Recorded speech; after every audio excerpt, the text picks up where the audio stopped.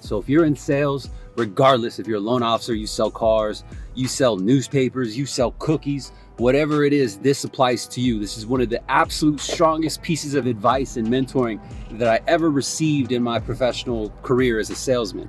This came from a mentor back when I was in my early 20s, so close to 20 years ago. And it happened at a time where I was actually selling timeshares. I was actually booking appointments for timeshares. But this still applies and I still use it today. And it was basically understanding the cycle of sales in itself.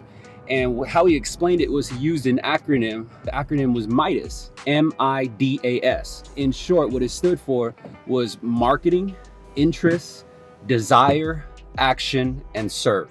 At the time he called it selling. I'm gonna remaster it a bit and call it serve. He went on to tell me, he said, the reason why people buy or how you actually become a very successful salesman is you have to have the M.I.D.A.S touch. And I didn't understand what M.I.D.A.S meant, right? And so he broke it down. He said, M-I-D-A-S. So first off, you got marketing. Now, when we think about marketing today, you might think of, Facebook ads, Instagram ads, banners, Google words. That's our conception of marketing today. Well, back then it was telemarketing. And he went on to say, he said, with the idea of marketing is just to get the attention. That's it. So marketing is not sales. And this is actually where I learned that marketing, selling, and closing were three different things. And it was very, very, very important that I learned that, because otherwise I would have thought it was all the same thing. So he went on to say, he said, the idea within marketing is that you have to be good at grabbing attention. That's the whole thesis of marketing, right? And that's why successful marketers are able to grab your attention.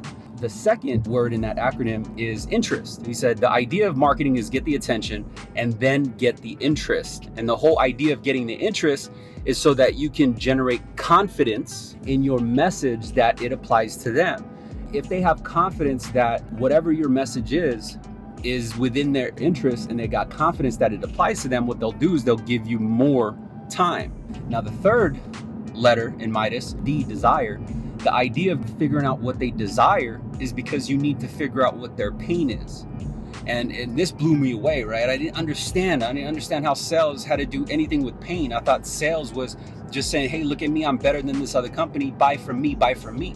But then he broke it down. He said, that's not the idea. The idea is to figure out what they truly desire. And behind that desire is pain.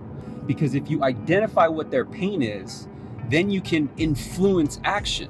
Because when you identify their pain, you're able to kind of get that confidence and then let them know that you have that Band-Aid. You have a way to relieve their pain. I'm talking about action like FOMO, fear of missing out. That is what induces action, right? People are going to take action if they believe the time is limited, that it's going to expire. And so finally, marketing, interest, desire, action, and then S for M.I.D.A.S, right? S is, at the time he said, selling. You got to sell them.